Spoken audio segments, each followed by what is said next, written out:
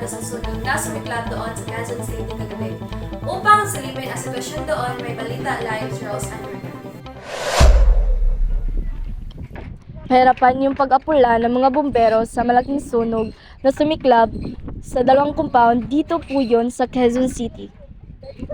Bukod kasi sa makikita niyong kalsada papasok sa residential area ay naubusan pa ng tubig ang ilang fire truck.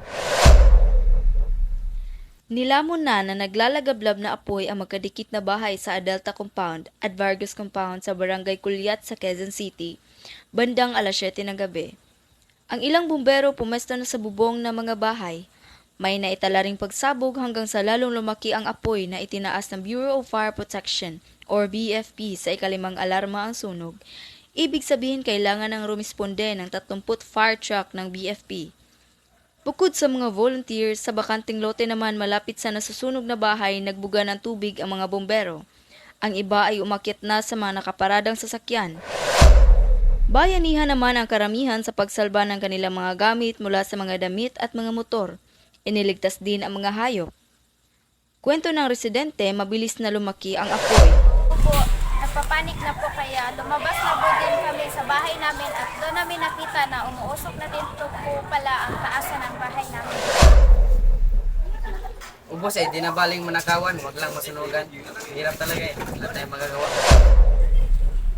Yung mga alagang hayop po namin na aywan dun po sa loob ng bahay.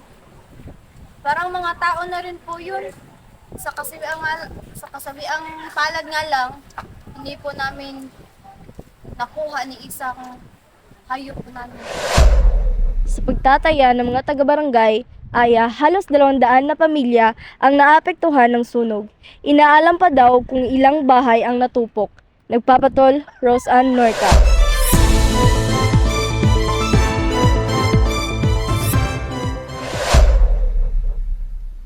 Arestado ang lalaking nagngangalang Marco matapos mangikil ng isang 14 na taong gulang na batang lalaki, kapalit ng hindi pagkalat ng masilang larawan sa internet, ayon sa Philippine National Police.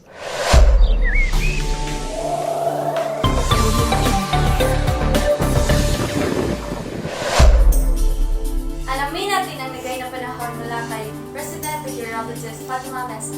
Fatima, nagigit na ba? Tama. Tapos na ang amihan at opisyal ng ininiglara ng pag-asa na nagsimula na ang panahon ng tag-init. Mas init pa sa mga sumusunod na linggo hanggang Mayo tatagal ang tag-init. Pinag-ingat po ng pag-asa ang publiko laban sa heat stress at iba pang sakit na maaaring makuha dahil sa mainit na panahon. Nakakapekto ngayon ang range of extension ng isang high-pressure area mula sa hilagang Pasipiko dito sa may northern at central Luzon. Mapipigilan po ng high-pressure area ang paglaki ng ulap kaya maaaring mainit sa mga lugar na ito. Ang easterlies naman o silanganin ang sumira sa ibang bahagi ng bansa. Magiging malinsangan po pero walang nakitang sama ng panahon ngayong linggo sa rainfall forecast. Yan pong update ng panahon. Ito po si Maria Fatima Mesa. Ingat po kapamilya.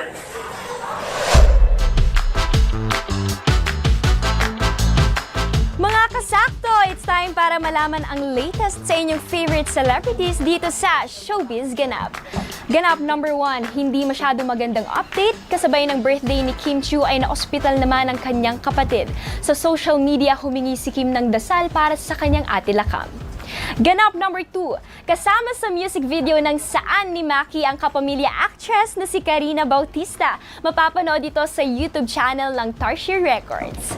Ganap number 3, pupunta sa Manila ang K-pop singer na si Minzy. Sa June 4, magaganap ang concert base sa announcement na nirelease ng New Wave Events and Productions. Wala pang ticket details kaya abang-abang tayo! Mga kasakto, ito ang Showbiz Ganap para malaman nyo ang latest favorite celebrities nyo.